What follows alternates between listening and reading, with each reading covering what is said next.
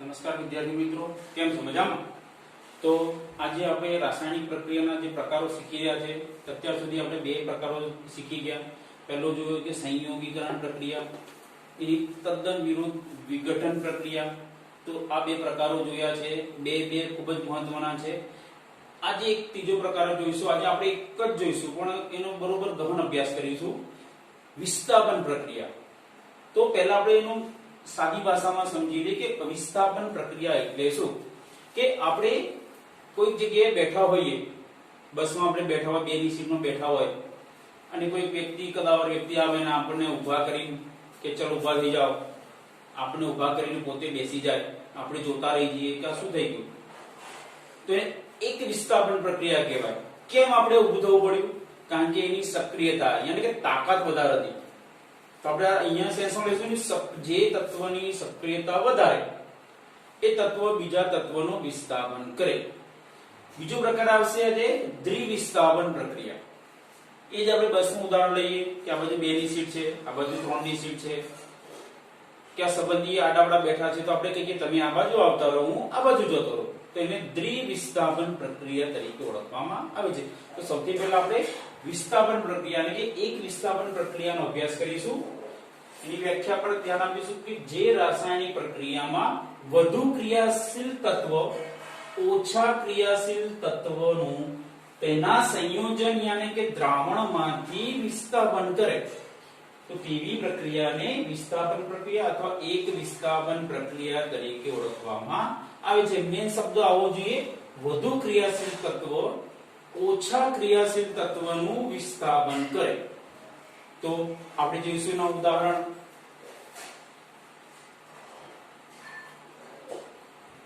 ઉદાહરણ એક જોઈએ આપણે કે સૌથી સક્રિય ધાતુ આપણે જોઈ ગયા છે કે ઝીંક ધાતુ છે. આ જે ઝીંક ધાતુની AgNO3 ના જલીય દ્રાવણ સાથે પ્રક્રિયા કરતા આનું નામ છે આપણી પાસે ઝીંક, સિલ્વર નાઇટ્રેટ. કઈ એક વિસ્થાપન પ્રક્રિયા થશે તો આ ઝીંક અહીંયા જતો રહેશે ને Ag આપવા જશે. એ તરીકે આપણે જૂના નિયમો યાદ રાખવા પડશે કે ઝીંક ઉપર કેટલો વીજભાર છે? +2 વીજભાર છે. Ag પર +1 વીજભાર છે. NO3 ઉપર -1 વીજભાર છે. તો શું થાય? આ જે ઝીંક ધાતુ જે વધુ સક્રિય છે એ ઓછી સક્રિય ધાતુનું વિસ્થાપન કરે, યાની કે એ Ag ની જગ્યાએ બેસી જાય, Ag ની જગ્યાએ કે તું મારી જગ્યાએ જતો રહે. ધેટ મીન્સ કે એક વિસ્થાપન પ્રક્રિયા. આ જતા રહ્યા, બરોબર છે. હવે અહીંયા જતા રહે છે એટલે અહીંયા પ્રક્રિયામાં આપણે અહીંયા લખી દઈએ કે Zn+2 NO3 -1 અને તો શું છૂટી પડી જશે? Ag પેલી બાજુ છૂટા પડી જશે, તેનો વીજભાર કેટલો છે? +1. આપણે ફરી પાછું કે આ બંને આયનો ભેગા થઈને અણુસૂત્ર બન્યું. અણુસૂત્ર બનાવતા બધા પાછા આપણા નિયમો ઉપરના વીજભાર જોવા પડે. અહીંયા +2 છે, અહીંયા -1 છે, અસમાન છે. તો એકબીજાના પદમાં એક અહીંયા જાય, બે અહીંયા જાય. એ જ નિયમ, એક લખાતો નથી, બે અહીંયા જાય. આ પાછું બહુપરિમાણીય છે, તેને કૌંસ કરીને લખવું પડે. તો આપણું અણુસૂત્ર થઈ જશે ZnNO3 ટ્વાઇસ પ્લસ સિલ્વર ધાતુ છૂટી પડી જાય છે. આનું નામ છે ઝીંક, સિલ્વર નાઇટ્રેટ. તો આનું નામ થઈ જશે આપણે ઝીંક નાઇટ્રેટ અને સિલ્વર ધાતુ છૂટી પડી ગઈ. તો આપણે એક વિસ્થાપન પ્રક્રિયાનું ઉદાહરણ થઈ ગયું. આને આપણે એક્સપ્લેનેશન કરવી હોય તો ઝીંક ધાતુની સિલ્વર નાઇટ્રેટના જલીય દ્રાવણ સાથે એક વિસ્થાપન પ્રક્રિયા કરતા ઝીંક ધાતુની સક્રિયતા વધારે હોવાથી એ સિલ્વર નાઇટ્રેટના જલીય દ્રાવણમાંથી સિલ્વરનું વિસ્થાપન કરે છે અને આપણને ઝીંક નાઇટ્રેટ અને સિલ્વર ધાતુ છૂટી પડે છે. પાછું એનો નિયમ તો ફરી લાગે કે રાસાયણિક સમીકરણ બની ગયું, પ્રક્રિયામાંથી નિપજ બની ગઈ અને તેને બેલેન્સ તો કરવું જ પડે. ઝીંક જો ઝીંક 1 છે, ઝીંક 1 છે, બરોબર છે. Ag એક છે, Ag પણ એક છે, બે તત્વો કમ્પ્લીટ છે. અહીંયા n એક છે, અહીંયા n બે છે. અહીંયા આપણે ગઠબંધન તો આને આપણે બે કરવા પડે. જેવા નાઇટ્રોજનના આપણે બે કરવા ગયા તો સિલ્વર બે થઈ ગયા. તો સિલ્વરને પણ આપણે બે કરવા પડે.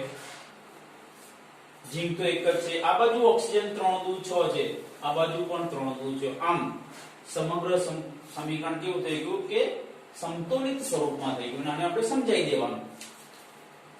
બીજું ઉદાહરણ છે આપણી પાસે કે Fe એટલે શું નામ છે એનું?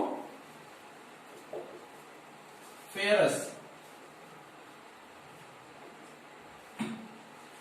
તો આ જે ફેરસ છે એની CuSO4 ના જલીય દ્રાવણમાં પ્રક્રિયા કરતા, બરોબર છે, તો આ થશે આપણે કોપર સલ્ફેટ, બરોબર છે.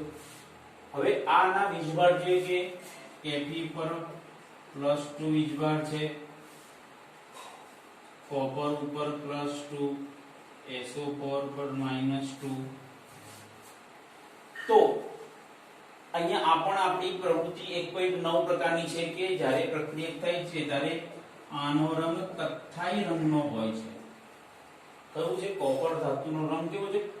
કથ્થાઈ રંગનો હોય. એની કોપર સલ્ફેટના દ્રાવણ સાથે એક વિસ્થાપન પ્રક્રિયા કરતા આ કોપર ધાતુ છૂટી પડી જાય અને આ જે Fe+2 છે એ SO4 ના જોડે આવી જશે. એટલે આપણી પાસે બે નિકટ બની જશે Fe+2 SO4 -2 અને Cu+2 આપણે છૂટા પડી જશે. આ બે આયનો છે, આયનો પરથી એનું અણુ સૂત્ર તો શું થઈ ગયું? ફરી જુઓ, વીજભાર સમાન છે તો બે એકબીજાના પગમાં જશે પણ ત્યાં અસર લખાશે નહીં. તો શું થઈ જશે? FeSO4 નું જલીય દ્રાવણ અને કોપર ધાતુ છૂટી પડી જાય છે. તો આનું કોપર સલ્ફેટ, તો આનું નામ થશે ફેરિક સલ્ફેટ, ફેરસ સલ્ફેટ. આમ આખી સમગ્ર પ્રક્રિયા એક વિસ્થાપન છે. પ્રક્રિયકમાંથી નિપજ બની ગયા. ત્યારે આ કથ્થાઈ રંગનું હતું. જ્યારે આનો FeSO4 બને છે ત્યારે આછો લીલો રંગ પ્રાપ્ત થાય છે. આ પણ એક પ્રવૃત્તિ છે, એ પણ આપણે ટૂંકા પ્રશ્ન તરીકે પૂછી શકાય છે. તો આમ એક વિસ્થાપન પ્રક્રિયાના એ ઉદાહરણ છે. આ સિવાયના બીજા ઘણા બધા ઉદાહરણ તમે લખી શકો છો અને એને સમજાય છે કે 3 માર્કમાં પૂછાય તો વ્યાખ્યા લખવાની, ગમે તે સમીકરણ લખવાનું અને એ સમીકરણને સમજાવી દેવાનું. જેમ કે આ સમીકરણ આપણે સમજાવવું હોય તો શું થઈ જાય કે ફેરસની કોપર સલ્ફેટના જલીય દ્રાવણ સાથે રાસાયણિક પ્રક્રિયા કરતા Fe ની સક્રિયતા વધારે હોવાથી કોપર સલ્ફેટના દ્રાવણમાંથી કોપરનું વિસ્થાપન કરી નાખે છે અને ફેરસ સલ્ફેટ પ્રાપ્ત થાય છે, જેનો રંગ આછો લીલો હોય છે અને કોપર ધાતુ છૂટી પડે છે. આમ તમારી મૌલિક ભાષામાં પણ તમે લખાણ લખી શકો છો, પણ રાસાયણિક સમીકરણમાં ક્યાંય ગડબડ હોવી જોઈએ નહીં. સમતોલિત પણ હોવું જોઈએ અને નિયમો જે છે આપણે શીખી ગયા એ પણ પ્રસ્થાપિત થતા હોવા જોઈએ. તો આખી આ પ્રક્રિયા થઈ ગઈ એક વિસ્થાપન પ્રક્રિયા. હવે આપણે જોઈશું દ્વિવિસ્થાપન પ્રક્રિયા.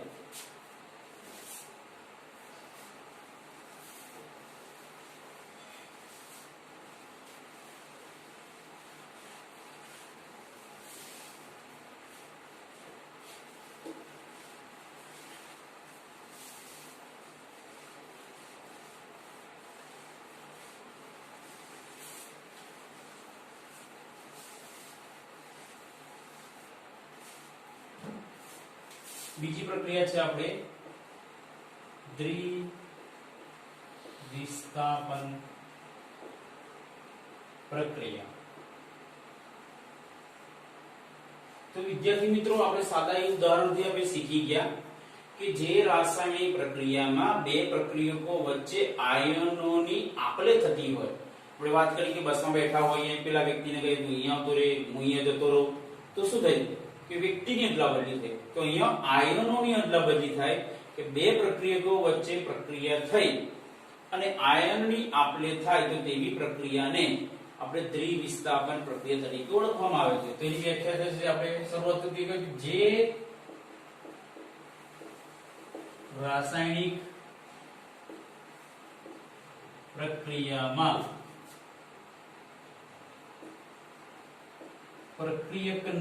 પ્રક્રિયકના આપણે જે છે બે પ્રક્રિયકો વચ્ચે બે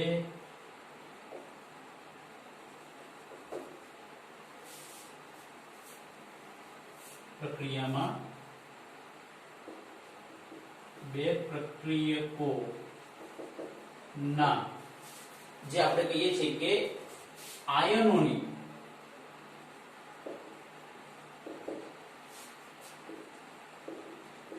આપણે અદલા બદલી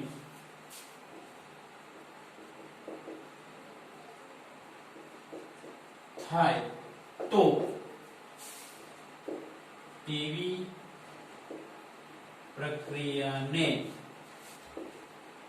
દ્વિવિસ્થાપન પ્રક્રિયા કહે છે.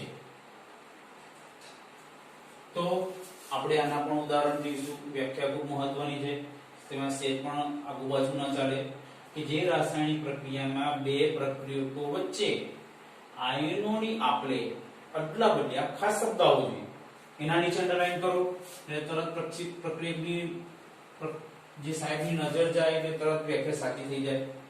આ વસ્તુ ખાસ આવી જોઈએ. તો એના પર આપણે ઉદાહરણ જોઈએ. ઉદાહરણ એક જોઈએ આપણે. તો એમાં આપણે બે પ્રક્રિયકો લેવાના. પહેલું લઈએ BaCl2. શું નામ થશે? Barium chloride. અને Na2SO4 સોડિયમ સલ્ફેટ. આનું નામ થઈ જશે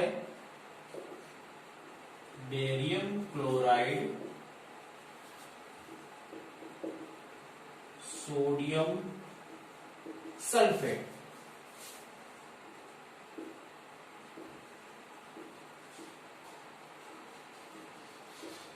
ઘણી બધી પ્રક્રિયા પરીક્ષામાં કે બે આ રીતના લખેલા હોય, નામ ના લખેલા હોય, લખ્યું દ્વિવિસ્થાપન પ્રક્રિયા પૂર્ણ કરો 1 માર્કમાં. તો આપણે શીખી ગયા એ જ નિયમ, આયનોની આપલે કરવાની. પણ આયનોની આપલે કરતા પહેલા એના વીજભાર ખાસ યાદ હોવા જોઈએ. તો આપણે પ્રદર્શિત કરીએ. આપણે Ba+2Cl-1 અણુ સૂત્ર પરથી આપણે એના વીજભાર કેટલા થાય? અહીંયા 2 છે એટલે 2 અહીંયા ગયા. એક વસ્તુ નહીં એટલે 1 એટલે 1 અહીંયા ગયા. અહીંયા Na પર +1 અને SO4 ઉપર -2 વીજભાર. શું થશે? આયનોની અદલા બદલી. Ba અહીંયા જતા રહેશે, સોડિયમ અહીંયા જશે કે આયનની અદલા બદલી થાય. તો આપણે અદલા બદલી કરીને લખી દઈએ Ba+2 SO4 -2 અને આ બાજુ આવી જશે Na+1 અને Cl-. અહીંયા આયનોની અદલા બદલી થઈ ગઈ. એ આયનો પરથી આપણે અણુસૂત્ર ક્રિએટ કરીએ. Ba વીજભાર સમાન છે, 2 2 છે. BaSO4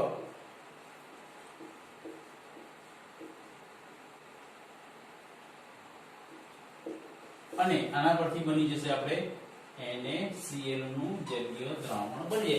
BaSO4 આપણે કેવા છે કે સોલિડ સ્વરૂપે હતું. આનું નામ થઈ જશે, આનું નામ બેરિયમ ક્લોરાઇડ સોડિયમ સલ્ફેટ. તો આનું નામ થશે આપણી પાસે બેરિયમ સલ્ફેટ અને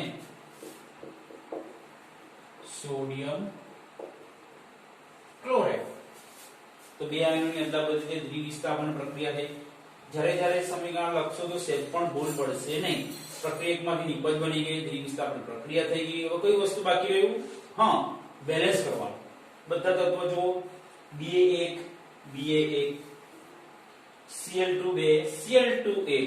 તો શું કરવું પડે? આપણે એને 2 કરવા હોય તો Na ની આગળ 2 લખવા પડે. જેવો Cl2 2 કરીએ તરત જ એને વાંધો ઉઠાવે કે હું પણ 2 થઈ ગયું.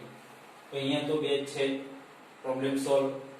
Ba નું થઈ ગયું, Cl2 નું થઈ ગયું, Na2 છે, Na2 થઈ ગયા, S1 S1 O4 O4. આમ સમતોલિત સમીકરણ થઈ ગયું અને આને સમજાવી દેવાનું. બેરિયમ ક્લોરાઇડની સોડિયમ સલ્ફેટના જલીય દ્રાવણ સાથે દ્વિવિસ્થાપન પ્રક્રિયા કરતા આપણે બેરિયમ સલ્ફેટ અને સોડિયમ ક્લોરાઇડ પ્રાપ્ત થાય છે. એટલે આપણને 3 માર્ક પ્રાપ્ત થઈ જાય છે. આમ ઘણા બધા આપણે ઉદાહરણ આપણે લઈ શકીએ છીએ કે પ્રક્રિયાની અંદર આનું જે દ્રાવણ છે એ રંગવિહીન જોવા મળે છે. બંને દ્રાવણ રંગવિહીન હોય છે, પાણી જેવા હોય છે, આ પણ રંગવિહીન હોય છે. પણ જ્યારે આપણને BaSO4 મળે છે ત્યારે સફેદ અવક્ષેપ પ્રાપ્ત થાય છે.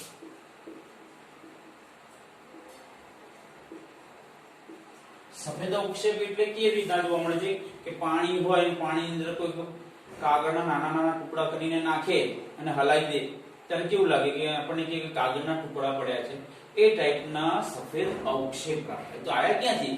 એ દ્વિવિસ્થાપન પ્રક્રિયાના અંતે બેરિયમ સલ્ફેટ પ્રાપ્ત થાય છે. એ બેરિયમ સલ્ફેટને થી આપણને સફેદ અવક્ષેપ પ્રાપ્ત થાય છે. તો બીજું ઉદાહરણ જોઈશું આપણે કે Na2SO4 નું જલીય દ્રાવણ Na2SO4 નું BaCl2 ના જલીય દ્રાવણ સાથે એક દ્વિવિસ્થાપન પ્રક્રિયા થઈ. આનું નામ થઈ જશે આપણે